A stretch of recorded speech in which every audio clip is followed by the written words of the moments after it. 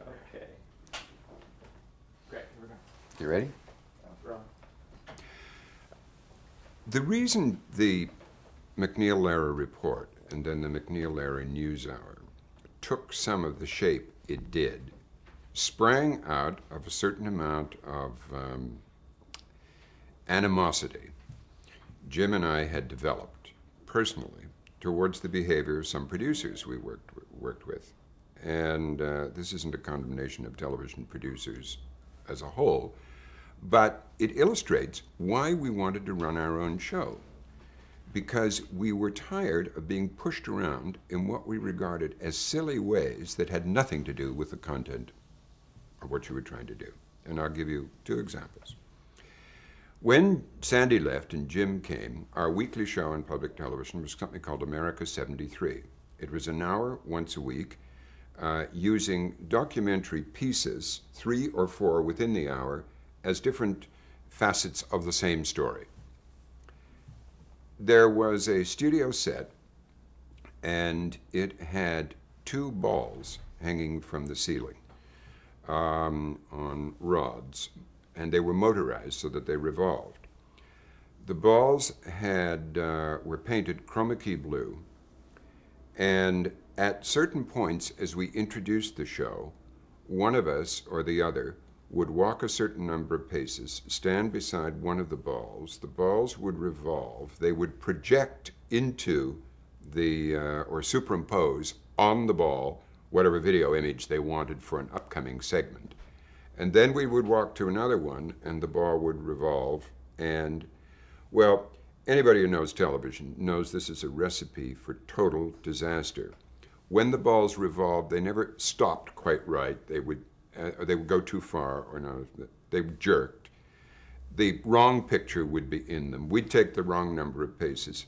Sometimes we would do 17 takes to get the opening to a television show taped. At one point, at about 3:30 in the morning, in a studio in Washington, I said, "One more take, and I don't care what happens, I'm getting the fuck out of here, and I'm not going to do this nonsense again."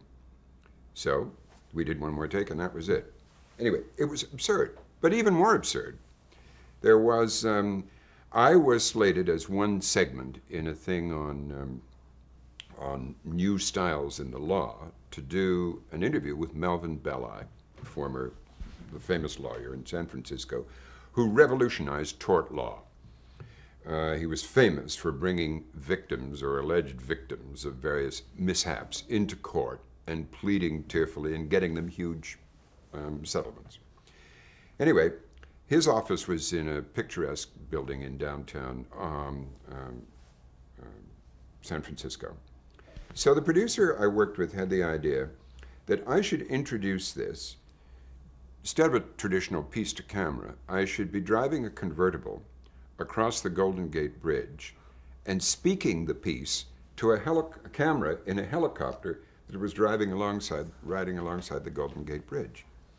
You can imagine the number of takes it took to do that. We had to keep going back and forth to get it synced up in the way that they could get a good picture of me and I could be, and I had a little tape recorder playing in the seat beside me. Oh, I don't know why, but anyway. Finally, the police stopped us. They chased the helicopter away, and they stopped us from doing this. We were going back and forth and creating a disturbance. So the next shot was, okay, we recovered from that. The next shot was, I was to continue my piece to camera, my stand-upper, inside Melvin Belli's apartment on Telegraph Hill, and enter the door while talking, walk across an upper level, down some steps, across a lower level, up another level, out a door, onto a little balcony, and finish it to a camera in a helicopter hovering outside the balcony.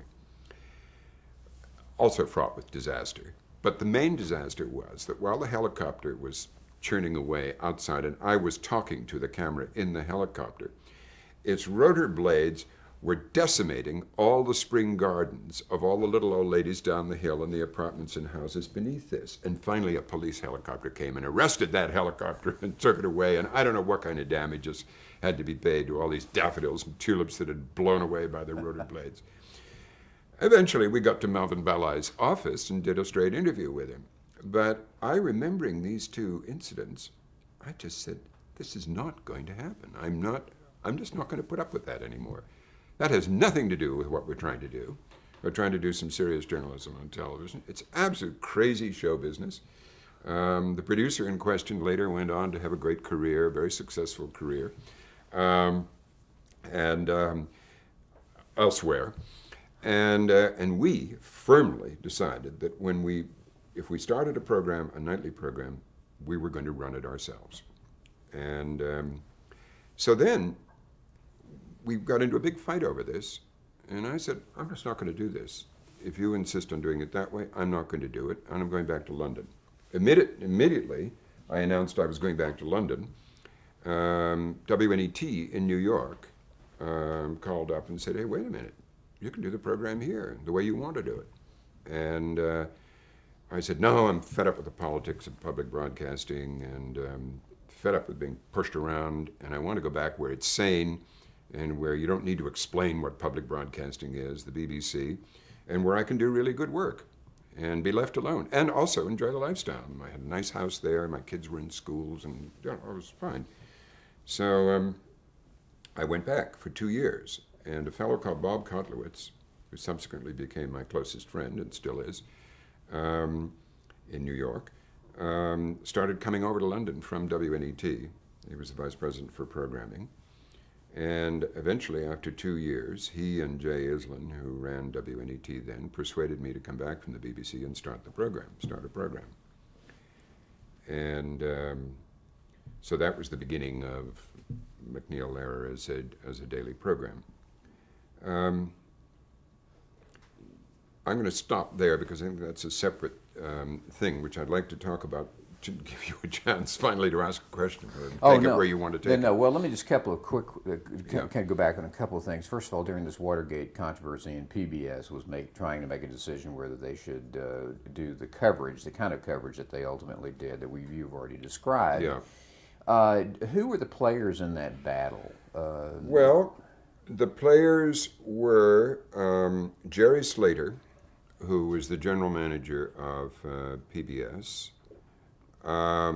and Jim Carrion, K-A-R-A-Y-N, who was the the president of NPACT, George Page, former NBC correspondent, later famous for his Nature series on public broadcasting, who was an assistant to Hartford Gunn, who was the president of PBS. And Hartford Gunn himself, and Jim and me. I suppose those were the people who thought we really should do it. But it was really Slater and Page and Hartford Gunn who had the power to interpret that very narrow majority, razor-thin majority. I mean, it's a good thing they didn't do a hand recount on that one, that it was the right thing to do. But so controversial was it that the Washington station refused to carry the hearings. And they went on rebroadcasting Sesame Street and things like that. And until finally, after a week, as long as a week, our own station that Jim and I were sitting in and broadcasting from was not putting the hearings on the air because the general manager there thought it shouldn't be done. Out of fear from political...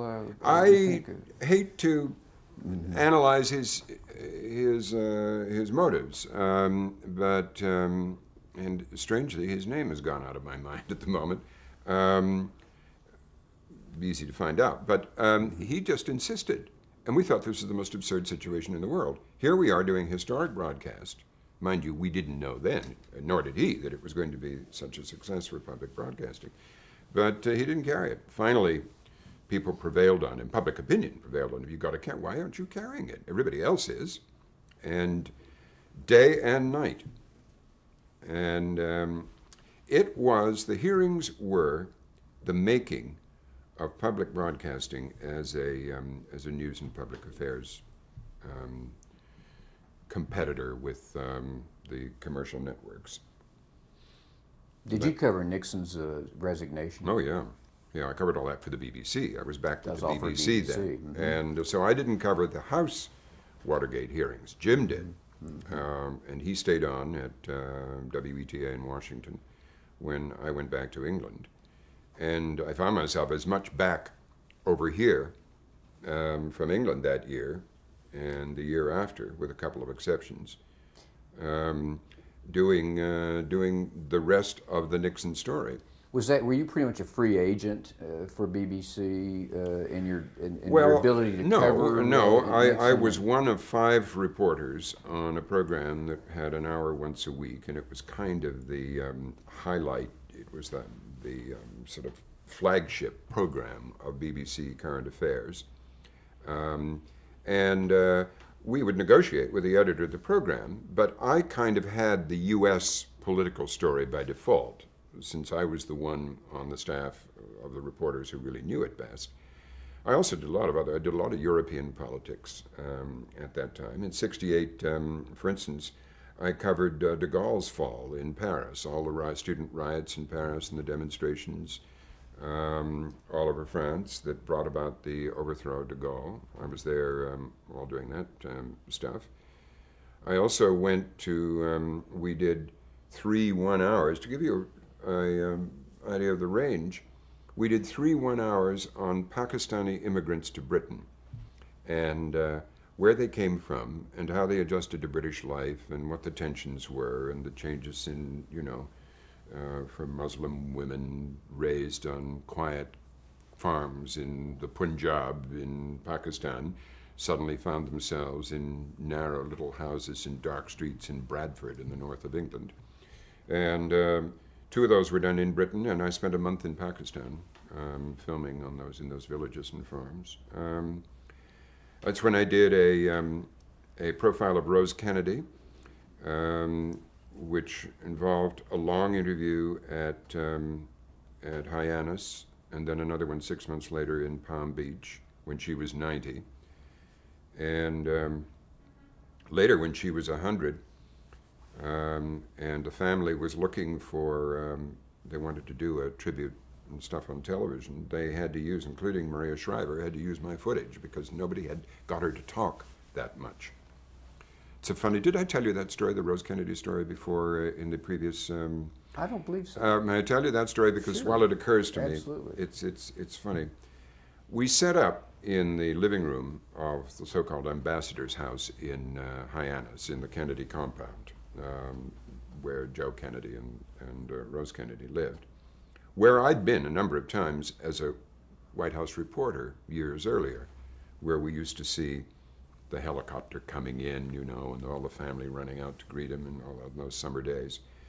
Anyway, it was very melancholy in the fall when we were doing this. It was a sort of late October day, I guess, and the grass is all withered, the seagrass is all withered on the dunes at the foot of the garden. And we set up, as you guys did today, and took a long time lighting a wing chair and putting flowers by it, and we'd hired a makeup artist, and she was upstairs making Mrs. Kennedy up. And on the piano were all the photographs of all dead Kennedys and children and everything, and it was, so we're sitting there waiting, and suddenly this voice calls from upstairs, "Where's the one who's going to ask the questions?" And so the one who was going to ask the questions crept upstairs, and I found this incredibly old lady in her slip, sitting in a chair facing a wall of mirrors and wardrobes. She was in her slip and with sort of nun's shoes on, little black lace-up shoes with slight heels. Face ghastly with age, sort of huge age freckles and very depleted. On the bed was the new Cardin dress she was going to wear for that occasion, a blue dress. she saw me and she said, "You're the one who's going to ask the questions?" And I said, "Yes, Mrs. Kennedy." And she said, "Well, I've put the questions you're going to ask on the bed over there. I had my secretary type them up. If you'll just get them and come over here and sit here," and there was a little stool beside her chair, "we'll go through them." So you want to know about Kennedy's manipulating the press? They obviously learned at their mother's breast. But anyway, so I sat down, and she had written questions about how much she loved seeing the Queen Mother when they were in England and all this sort of nice, soft stuff. And I wanted to ask the questions, the real questions. I mean, how had this woman survived all this in her own mind, you know, all those tragedies? And so I found myself negotiating with her, as I would have done with my own grandmother, and gradually sort of charming her out of it and saying, "Well, you know, we have to ask this," and blah, blah, blah. "Oh, yes, I understand." And anyway, I finally got her to agree I was going to ask the questions I wanted to ask by also asking some of the ones she wanted to ask. But while this was happening, she was being transformed. When I arrived, they were just putting her false eyelashes on, and then gradually a full makeup process ensued. Took about an hour. And when it was just about finished, they shooed me out of the room so she could put a dress on. And she came downstairs, and we were ready for her. And she sat in the wing chair, armchair, and she sat back. And we turned the lights on. And we said, "Mrs. Kennedy, you're ready." Put the microphone on. "Mrs. Kennedy, you're ready." "Yes, I'm ready." Turned the lights on. And she still sat there looking kind of depleted. And then we put the clapperboard on. Rose Kennedy, scene 1, take 1, or whatever it was, clack. Put it down. And suddenly these eyes went open, and the big false eyelashes went up. And there were these gorgeous sort of hyacinth blue eyes, exactly the color of the dress. And she was on. It was like she was Tallulah Bankhead. She was on, and she was terrific. She, when I asked how she bore all these various tragedies and things, she said, "Well, I would think of the Blessed Mother and what she had to put up with when her son was on the cross," and so on. And you could kind of almost excuse Rose Kennedy for identifying with the Virgin Mary. But anyway, it was an extraordinary performance. And then we filmed a lot of walking around the grounds. And then in Miami Beach, we did the, not Miami Beach, in Palm Beach, we did the same thing at the house there. The documentary it made was sold to American television here, and it keeps turning up on Channel 5 and places like that. But it was extraordinary, this woman. And she got out, we'd asked her to, but she got out, there was a card file of all the children and all their illnesses, and she had them all carded when each one had gone to the doctor and the dentist and everything, and she'd pull out a card and talk about it, about this. It was really extraordinary. The family were very taken with that, because when she was 100, they invited me up to attend a thing and to preside at a kind of celebration of her 100th birthday. Otherwise, I've had very little to do with the Kennedys. But that was for BBC, That was right? for BBC, right. Mm-hmm. But I got it through Teddy Kennedy. Oh, I see. You arranged the whole interview through him. Right. And let me just, before we move on, I just want to go back for a second to Washington Week in Review. Yeah. And how did you get involved in that? When Carrion hired me to be one of 2 senior correspondents for NPACT, Van Ucker being the other, he said, "I also want you to do Washington Week in Review because we've got to amortize your salary." And so I did. I enjoyed doing it. It was very interesting. And it was very easy to do with such really remarkable people doing it then. They were great personalities. Were they easy to work with? Oh, those 3 utterly easy to work with. I mean, the job of the moderator, and that was a cinch. Just had to kind of keep it going. Mm-hmm. They knew exactly what they were doing, and they were very good with each other. And then each week there'd be a 4th rotating different guest. Evaluate that program for us. It's been an important program in your. Well, I think it was groundbreaking in its time, and remains unique, almost virtually unique, except for parts of the NewsHour that sometimes resemble it when they get a bunch of editors together, for its civility and its civilized manner, which really reflects the way most business is done in Washington.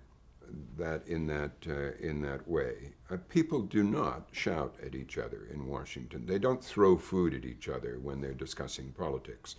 And this culture that has since developed to make politics more exciting by having people mad at each other and shouting and posturing and becoming far more extreme in their opinions, like the McLaughlin Group and Crossfire, which just artificializes politics. That is not the way politics are conducted in Washington. And Washington Weekly in Review, still to this day, reflects much more the mood of the way the press and politicians interact. And so I think, and it was also, it came at a time when the talking head was widely despised on television.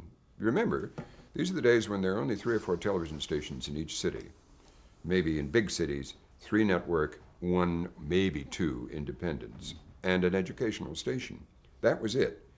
And most of commercial television in the public affairs area had moved beyond talking heads, except for the Today Show. So it was a undervalued medium, and to do that in 1971 still was considered, it was novel and fresh, and also it did a thing which we later learned in our daily show, and that is it makes the viewer the synthesizer. One of the objections to commercial television news, as increasingly it became more skillfully packaged, a viewer could perceive that the network was telling him what to think, that the reporter in his little 2-line summary at the end of a stand-up piece, whose chief motive, incidentally, is to come to the attention of his peers in his network and his network bosses. That's where you shine. That's your byline. That's how you get ahead.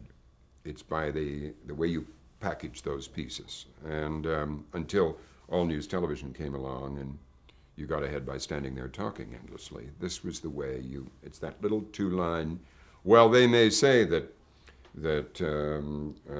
they've got complete command of the situation in Congress, but we know perfectly well it's a load of bollocks or something. So viewers are, one of the things that some viewers resented about network television news, that it told them what to think. Washington Weekly didn't tell them what to think. They could listen to these various opinions and decide for themselves what to think. And we picked up on that. Good. That's a good point. Let's go to 1975 and the Robert MacNeil report, right? And how that and talk about that, how that got started. Okay. Well, Channel 13, Bob Kotlowitz and Jay Islin finally persuaded me it was a good thing to come and start a program, and it was going to be funded in the first instance by some of that same Ford Foundation money that had been funding the Dallas and the San Francisco newsrooms. And I think they saw it originally in that light, as a local program in New York. But I can quite clearly remember my discussions with them. I wasn't going to give up a job in Britain, where I was well established and everything was fine, and to move my family back across the Atlantic and take a big turn in my career to do a local program. I'd done local news, I'd done network news, I'd done network stuff for public broadcasting. I just wasn't interested in doing that. And so I wrote a lot of letters saying, I intend this to be a national program. And anyway, came back in August of '75, and WNET gave me absolute carte blanche they said there's $1.4 million for the first year for this program, and you can spend it the way you want. We've worked out a notional staff based on traditional things. You'll need so many of these and so many of these. But they didn't ask what I was going to do, what the program was going to be like. They just said, start a program. Was that low or high as a budget? No, that's very low. That's what I thought. I mean, that's, given even in 1975, 1975, that's what it meant in 1970. that is nothing. Because the money was so low, we had to start from scratch and figure out how to spend that money. Now, there were several considerations. One is, if you're going to do something on public television, and this became my credo, it had better be different from commercial television, or better than, if ideally both, but one or the other, or there's no point in doing it. There's absolutely no point in repeating what commercial television does. We couldn't do it as well. We'd never be able to afford the production values and everything else. And besides, what's the purpose of public broadcasting? It's to do something different. So we needed to do something different for that reason, but also because it was very, as we discovered at Impact, it was very hard to get any attention in public broadcasting. It wasn't news. It didn't make stories. I mean, a little story. If we got trouble with the Nixon administration, that was a story. So what could we do that would serve a unserved journalistic function and be different and catch attention? Because we certainly weren't going to be able to afford any advertising.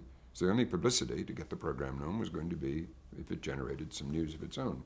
I don't mean generated news stories, I meant coverage of the program. Well, part of the lucky inspiration was that Channel 13 decided to run it in the half hour immediately after the network news shows ran in those days, from 7 to 7:30. And we ran from 7:30 to 8, which was kind of a ghetto at the time. There was a few game shows, nothing much going on in the half hour before prime time. So what didn't the networks do? The networks did not analyze one big story in any depth. They covered a lot of stories, and on big stories they covered them, for a few minutes, but they didn't go into any detail on one story. So we decided the most different thing we could do was to cover one story for half an hour immediately after the networks had done all the stories.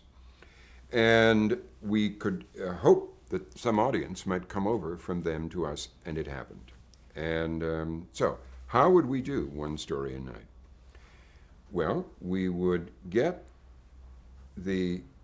my theory had been for a long time, working for a lot of journalism organizations, almost everything that is news in the newspapers today, 9/12 of which, 11/12 of which has been known before, certainly known to the people in that area of the world, that country or that business or that profession, they know about it.